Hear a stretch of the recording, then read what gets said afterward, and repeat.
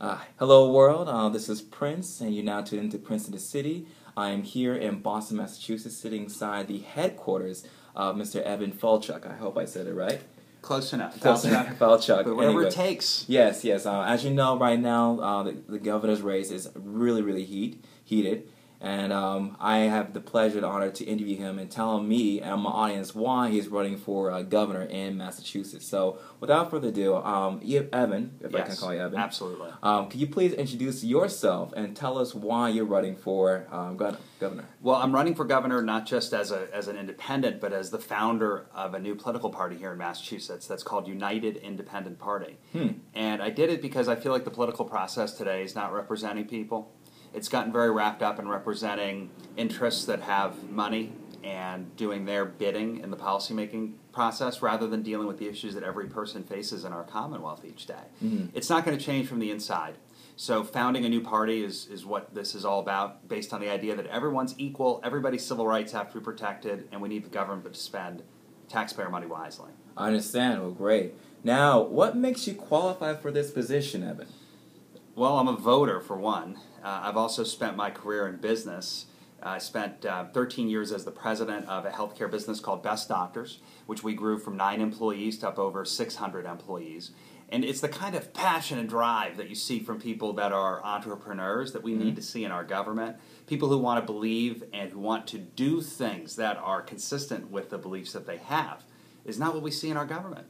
So running and trying to bring that kind of leadership to the corner office, this is what it's about. This is what it's about. Wow, great. So tell me, what are your issues then? What are they about? The cost of living in Massachusetts is too high, and it's driven by... Yeah, that's right. That is know. too high. And you know what it is? It's healthcare costs and it's housing costs. Wow. And everybody knows it. Everybody knows it, but we have no state policy in order to deal with it. And in fact, in this campaign, I'm the only one that raises these issues. Healthcare is expensive because of hospitals merging into these big systems and raising their prices. It started when Republicans were running things in the 90s, and Charlie Baker was there. It's continued now. Martha Coakley is approving the deal for Partners to buy lots of other hospitals. And we don't build housing because the state doesn't provide the funding to cities and towns for schools. And when that happens, the cities and towns say, well, we don't want people to move here, so they don't build people don't build smaller homes, starter homes, so people can get into the market. Young people are getting hurt by this a lot, and older people too who might want to downsize. And it means that if you're young and you graduate school and you've got lots of student debt, which by the way is another part of the issue that people face, graduate college, you got $200,000 worth of debt, you might have a hard time finding the job that you really want to get and that will pay enough to be able to support that, and then enter a housing market that is pretty much unattainable. We're going backwards in terms of people's standards of living. Wow. And it happens because we've got leaders who are not willing to take it on. There's a lot of people making money off of the status quo. There's a lot of people who are very happy with the way things are. They're the ones that we're challenging in this campaign. They're the ones who we need to replace by having a new party on the map. That's what United Independent Party is. I understand. All right. So my personal question is, what will you do for racial diversity, as well as students here, for the youth generation here? Well, let's just say a couple things here. One of them is this campaign has been found in the Boston Globe to be the most diverse, but there's another problem, which is that there continues to be racism, prejudice, bias, discrimination happening in Massachusetts. We've got a bad history in our country and here in Massachusetts.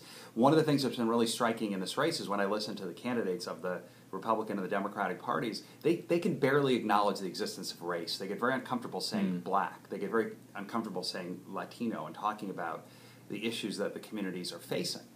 And there was a report out that talked about how much racial profiling still happens in Massachusetts. Of course it does. Of course it does. Now, I'm white, which means that I cannot possibly understand what it means to be profiled or what it feels like to be discriminated against. But to the extent people in the white community in Massachusetts aren't aware of these issues, don't want to know, don't look to know, these problems won't go away until we're willing to acknowledge they exist and to do something about them. So dealing with racism, dealing with prejudice, dealing with what people like to call diversity starts with leadership that wants to provoke challenging discussion around these things and, of course, to hire people in that way. Wow, well, that is a great answer. Thank you for answering that. What else can I ask you, Evan? Oh, yes. I want to know, what is the first thing that people can expect from you when you do become governor of Massachusetts? Well, you've got someone, and you see how I am in this race, that just is real. I'm just going to tell you what I think about things. There's no, you know what I mean? I don't have sound bites. I don't have made up vague things to make you think that I'm saying yes or no to something without actually saying anything about it. You know where I stand, whether you agree with it or not. Right. That's something that will be novel and different in our government. The reason that I worked with people to create this United Independent Party is that I think we're going to win this election. But let's say we don't. Once you get past 3% of the vote, we become an official party. And there's different rules for participating in politics, and your viewers should know this. If you're an independent running for governor like I am, the law says the most that anybody can give to my campaign is $1,500 a year. That's a good amount of money, but that's what the law says. But if I were running as a Democrat or a Republican, the law says that I could raise up to $15,000 a year. So every time you listen to a candidate complain about how terrible it is, how much money there is in politics, remember that they know how to restrict the amount of money in politics. They just don't want to apply those rules to themselves. This changes when you've got a new party on the landscape, because after this election, in only 5 days, I know this won't be shown, it'll be shown less than 5 days from now, Okay. On November 4th, there will be a new political party here in Massachusetts. And I'm looking ahead to the 2016 election and saying we're going to have lots of new, smart, independent-minded people on the ballot. They're going to beat a lot of these existing legislators who won't deal with the issues that we're talking about. That's how we're going to bring about real change. This will be the first state where the third party is actually the second party, because we're going to be the second biggest party in the state very soon, with your help. Wow, well, that's very, very enlightening. I did not know about that. That's very news for me. Thank you. No problem. So I want to get into some personal questions. Yeah. Can you tell my audience out there an embarrassing story off of the campaign trail? An embarrassing story? I don't know. There's been a lot of things that happen. Look, when you're out there campaigning, you meet a lot of people, and people will call you all kinds of things. And I have heard everything under the sun, and most of it is stuff I probably wouldn't want to talk about here, just because some people are just really out there. I think this is the thing that has struck me the most recently. They had some debates in this race, and I was in two of the televised debates, and after the first two, I got disinvited from one, and just not invited to two others. And you can see the way that I talk. This is how I am. Right. And I guess I can understand why they don't want to have me there. And so in these debates, these last ones that happened, they asked questions of the candidates that I found to be astounding. Because here's some of the questions they asked. Who do you think should play your opponent in a movie? What should your opponent dress as for Halloween? Yeah, I heard Who that. cooks and cleans around your house? Wow. When was the last time you cried? Yes, I saw that. Okay. So, embarrassment. Wow. I Wow. felt embarrassed watching that. I'm a candidate. Right. And I felt like, what is going on? There were not a single question asked about racism.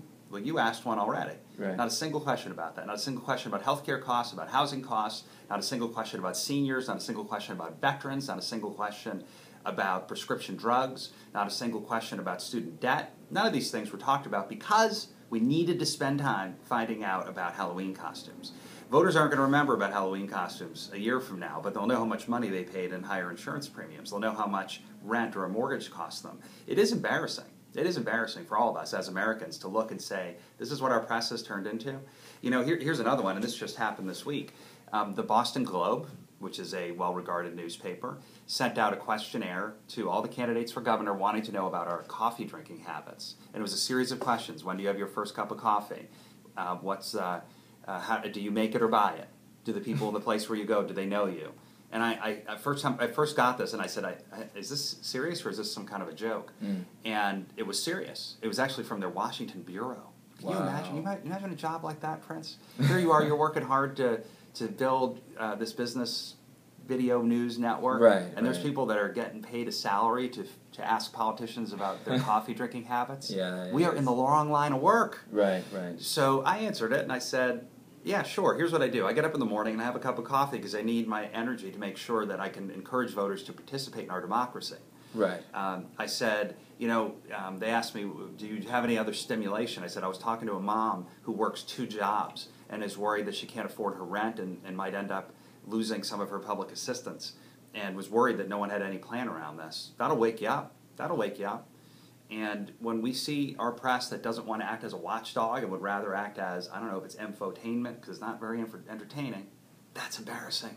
That's embarrassing. And we should all say, not acceptable, shouldn't happen, and we got to vote. Right. Well, thank you so much.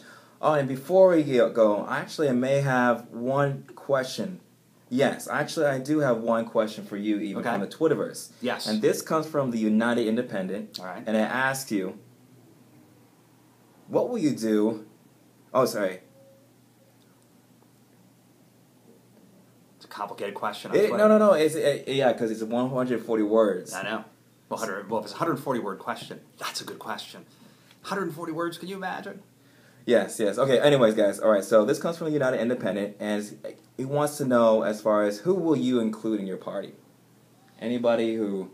Wow. I mean, what we have found as I've traveled all around this state, and we've been building this party, is that the appeal of what we're doing is across all demographics, age, race, gender, you name it. People are excited about the opportunity. My family, my father came to this country from Venezuela, right. And I speak Spanish, and one of the things that's been really gratifying is the chance to connect with people in the Latin community and to hear their concerns. And there's a lot of people in that community that say they feel taken for granted. You know, they know that candidates show up, and they, in the word of one guy up in Lawrence that I was talking to, he said they come to collect our vote, and then they go away, and they come back 2 years later to collect it again.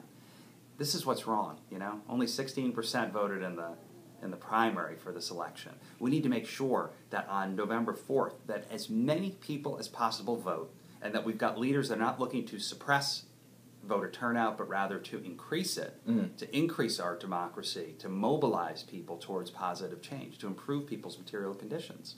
That's what government should be about. That's what we're going to try to make it about. That's what we're going to work every day tirelessly to turn into a reality. All right. Well, hey, thank you so much for your time, Yes. especially at this this moment, because it's really been really busy. Every vote counts, every vote counts. opportunity counts, and that's what you see from me. That's who I am. That's the kind of leadership I bring. Hope I can earn all your votes. Great. So tell me, if my audience wishes to reach out to you for any questions about your party, yourself, where can they go? They should go to falchuk2014.org, and they can come also onto Facebook, Evan Falchuk MA. And what they'll see on that Facebook, by the way, is that I answer questions there all the time. So if you read my positions on this website, and there are a lot of them there, I put as much detail as we possibly can, and you still have questions, go ahead and drop them right there on Facebook. I'll answer you. Okay, well, great. Well, guys, thank you so much for my guest here, Evan Falchuk. For myself, this is Prince in the City, and until next time, be good and stay classy. Say goodbye. See you later. Thank you. Right.